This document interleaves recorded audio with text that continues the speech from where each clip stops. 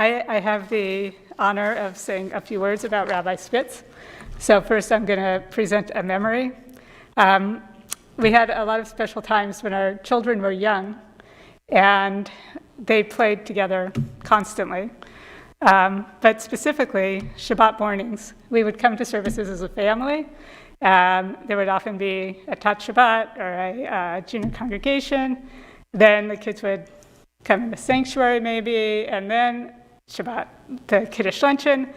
And then basically every week, our kids would tell us, they wouldn't ask us, they would tell us, we're going to the Spitz's house for the afternoon. And so Ellie and Linda had their children ask all the kids who were there if they wanted to come over. So Cherry said that he had a memory a couple of weeks ago about seeing Rabbi walk with his children to shul. I have the memory of him walking home after Shabbat lunch with a whole gang of kids, skipping and running, whatever, to get to the Spitz house to play. And they would literally play for hours. They'd play outside, they'd play inside, they'd have snacks, they'd basically ransack the house. And Andy and I used to get there kind of late afternoon, thinking maybe they've had enough, we'll pick up the kids. And invariably, Ellie would say, sit down, stay, wait, have Havdalah with us. So we had the pleasure of chatting with Linda and Ellie on Shabbat afternoons until Shabbat came. And sometimes we'd get there early enough. He'd gather all the kids for a little Torah study for the following this Parsha in the late afternoon. Sometimes we'd make it for that as well. And those were really, really special times. So thank you, Ellie and Linda, for your hospitality and for sharing those wonderful Shabbat afternoons with us. So I'd like to also add some thoughts about Rabbi Spitz as our teacher and leader of our congregation.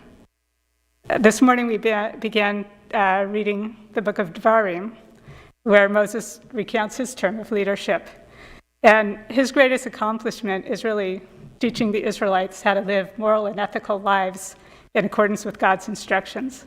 And I think, Ellie, that's what you've been doing here with us as well. I have a few examples from things that we've learned from your sermons. There's a few recurring phrases that I'm going to bring up that I think will resonate with many of us. The first is, there are no coincidences.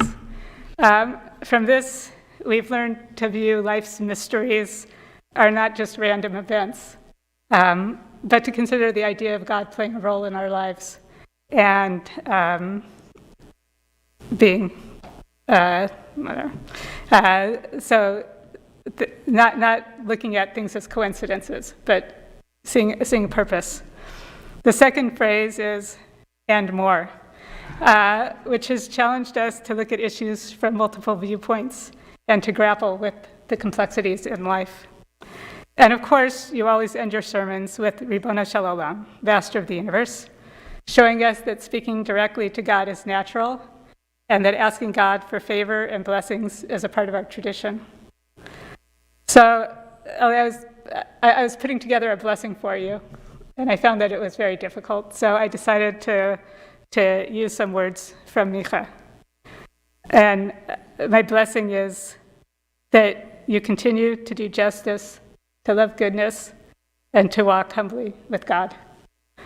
Thank you. I'm grateful to have you as my rabbi, my teacher, and my friend. Shabbat Shalom. Amen.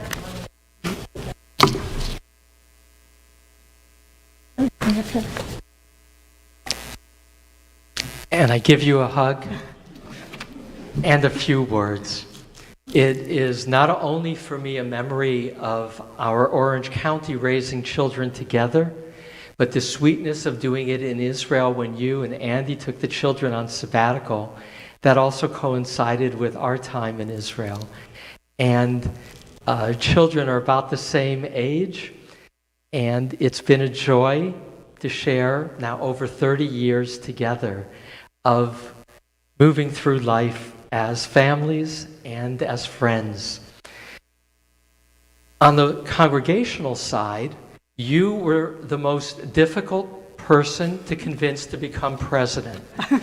It required a visit to your home and insistence, and then a sermon right after that where the Haftorah linked to the reluctant prophet to say, looking at you but not directly, there is no coincidence. This Haftorah is about you, Beth, taking on the responsibility. And I'm reminded that when Moses was at the burning bush and God said, I have a job for you, and it was God talking to Moses, Moses gave 5 different reasons why he was not the right person. And you, Beth, shared reasons why you were not the right person, which I then understood as your humility, and not unlike Moses, went on to demonstrate such extraordinary gifts of leadership. And you've been a blessing to me and Linda and to our entire community.